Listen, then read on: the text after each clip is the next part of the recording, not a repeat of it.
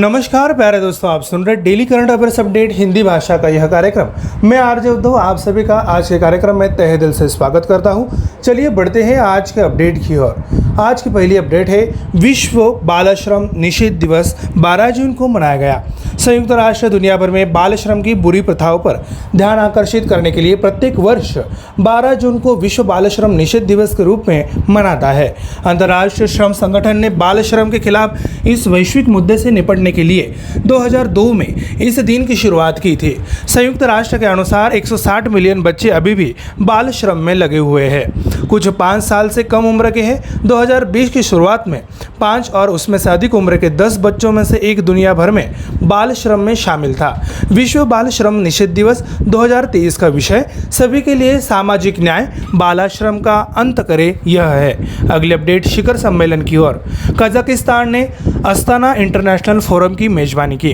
Kazakhstan की राजधानी Astana ने 8 और 9 जून 2023 तक बहुप्रतीक्षित अस्ताना इंटरनेशनल फोरम की मेजबानी की, जिसमें विश्व नेताओं, नीति निर्माताओं और विभिन्न क्षेत्रों की प्रमुख हस्तियों को मानवता के भविष्य को आकार देने के उद्देश्य से एक प्रेरणादायी बातचीत में शामिल होने के लिए एक साथ लाया गया। यह मंच विभिन्न क्षेत्रों और उद्योगों के नेताओं के बीच संवाद को बढ़ावा देने के लिए कजाकिस्तान द्वारा की गई पहलों में नवीनतम है। फोरम को राष्ट्रपति काजिम जोमार्त तोकायेव की पहल के तहत लॉन्च किया गया था, जिसका उद्देश्य जलवायु, खाद्य की कमी और ऊर्जा सुरक्षा पर वैश्विक चुनौतियों से निपटना है। अगली अपडेट अंतर्राष्ट्रीय के बारे में। नाइजीरिया बोला टिनुबू ने राष्ट्रपति के रूप में शपथ ली। देश को परेशान करने वाले निरंतर आर्थिक और सुरक्षा मुद्दों को हल करने के दबाव के बीच राजनीतिक गॉडफादर के रूप में विख्यात बोला टिनुबू को हाल ही में नाइजीरिया के नए राष्ट्रपति के रूप में शपथ दिलाई गई थी। समारोह राजधानी अबुजा में ईगल स्क्वायर पर हुआ, जिसमें स्थानीय और विदेशी गणमान्य व्यक्ति उपस्थित थे। 71 वर्षीय दक्षिणी ने इस साल फरवरी में हुए चुनाव में 88 लाख मतों के साथ जीत हासिल की और 80 वर्षीय महमूद बुहारी की जगह ली, जो ऑल प्रोग्रेसिव कांग्रेस पार्टी के सदस्य भी रहे हैं।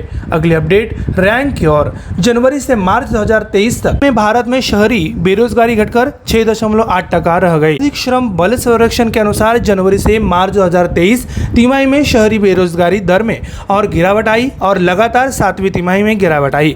यह दर्शाता है कि शहरी श्रम बाजार महामारी के बाद रिकवरी रास्ते पर है। शहरी क्षेत्रों में 15 वर्ष और उससे अधिक आयु के व्यक्तियों के लिए वर्तमान साप्ताहिक स्थिति में बेरोजगारी दर जनवरी मार्च से 2023 की तिमाही में घटकर 6.8% हो गई, जो आर्थिक गतिविधियों में मंदी के बारे में चिंताओं को दूर करती है। सर्वेक्षण की शुरुआत के बाद से यह सबसे कम तिमाही बेरोजगारी दर रही। अगली अपडेट रैंक की ओर। आरबीआई की वार्षिक रिपोर्ट में खुलासा, 500 रुपए के नकली नोटों की संख्या में वृद्धि हुई। भारतीय रिजर्व बैंक ने अपनी वार्षिक रिपोर्ट में कहा कि वित्त वर्ष 2023 में 500 रुपए के लगभग 91,110 नकली नोटों का पता चला। रिपोर्ट में कहा गया है कि 2022-23 के दौरान बैंकिंग क्षेत्र में पकड़े गए कुल जाली भारतीय मुद्रा नोटों से 4.6% रिजर्व बैंक में और 95.4% अन्य बैंकों में पाए गए। बैंक ने उसी वर्ष 100 रुपए के 78,699 नकली नोटों और 200 रुपए के 27,258 नकली नोटों की सूचना दी। आरबीआई ने वित्त वर्ष 2023 में 2,000 रुपए के 9,806 नकली नोट दर्ज की है। केंद्र सरकार ने 19 मई को घोषणा की थी कि 2,000 रुपए के नोटों को चलन से बाहर कर दिया जाएगा। अगले अपडेट बैंकिंग की ओर। एसएफबी ने एक डिजिटल बैंकिंग प्लेटफॉर्म बनाने के लिए IBM के साथ सहयोग किया। इक्विटास स्मॉल फाइनेंस बैंक ने ग्राहकों को एक सुरक्षित अनुभव प्रदान करने के उद्देश्य से डिजिटल बैंकिंग प्लेटफॉर्म को डिजाइन और बचाने के लिए IBM कंसल्टिंग के साथ एक समझौते पर हस्ताक्षर किए हैं। बैंक की एक प्रेस विज्ञप्ति में कहा गया है कि दोनों संस्थाओं के बीच सहयोग का उद्देश्य इक्विटास द्वारा पेश किया गए डिजिटल उत्पादों के साथ साथ इसकी सेवा पेशकशों को बढ़ावा देना है। यह डिजिटल फर्स्ट पीढ़ी के लिए अपने व्यवसाय को विकसित करता है। अगले विकास चरण के हिस्से के रूप में इक्विटास का लक्ष्य क्लाउड नेटिव प्लेटफॉर्म आर्किटेक्चर के साथ अपनी आधुनिकीकरण यात्रा शुरू करना है। अगली अपडेट नियुक्ति की ओर। प्रवीण कुमार श्रीवास्तव ने केंद्रीय सतर्कता आयुक्त के रूप में शपथ ली। भारत के राष्ट्रपति द्रौपदी मुर्मू ने वरिष्ठ प्रशासक प्रवीण कुमार श्रीवास्तव को अगले केंद्रीय सतर्कता आयुक्त के रूप में पद की शपथ दिलाई है। प्रवीण कुमार श्रीवास्तव पिछले साल दिसंबर में सीवीसी सुरेश एन पटेल का कार्यकाल पूरा होने के बाद से ही कार्यवाहक केंद्रीय सतर्कता आयुक्त के रूप में काम कर रहे थे। श्रीवास्तव का प्रमुख प्रशासनिक पदों पर व्यापक करियर रहा है और उन्होंने RITES राइट्स में मुख्यतः सतर्कता अधिकारी और जवाहरलाल नेहरू राष्ट्रीय शहरी नवीनीकरण मिशन के लिए संयुक्त सचिव और मिशन निदेशक के रूप में भी काम किया है। अगली अपडेट नियुक्ति की ओर। न्यायमूर्ति राव ने हिमाचल प्रदेश उच्च न्यायालय के मुख्य न्यायाधीश के रूप में शपथ ली। न्यायमूर्ति MS रामचंद्र राव ने हाल ही में हिमाचल प्रदेश उच्च न्यायालय के मुख्य न्यायाधीश के रूप में शपथ ली। पदोन्नति से पहले वह पंजाब और हरियाणा उच्च न्यायालय के न्यायाधीश के रूप में कार्यरत थे। हिमाचल प्रदेश उच्च न्यायालय के मुख्य न्यायाधीश अमजद एहतेशाम सैयद की सेवानिवृत्ति के बाद जनवरी से मुख्य न्यायाधीश का पद खाली था। राज्यपाल शिव प्रताप शुक्ला ने शिमला में राजभवन में आयोजित एक संक्षिप्त शपथ ग्रहण समारोह में न्यायमूर्ति राव को पद की शपथ दिलाई। इस मौके पर मुख्यमंत्री सुखविंदर सुक्खू और विपक्ष के नेता जयराम ठाकुर भी मौजूद थे। अगली अपडेट बैंकिंग की ओर। येस बैंक ने लॉन्च किया नया लोगो। अपनी नई ब्रांड पहचान का अनावरण करते हुए निजी ऋणदाता येस बैंक ने हाल ही में कंपनी का एक नया लोगो लॉन्च किया है और कहा है कि यह टैगलाइन लाइफ को बनाओ रीच के साथ एक एकीकृत अभियान शुरू करने के लिए तैयार है, जो एक पूर्ण समाधान प्रदाता होने के बैंक के मुख्य फोकस का प्रतिनिधित्व करता है।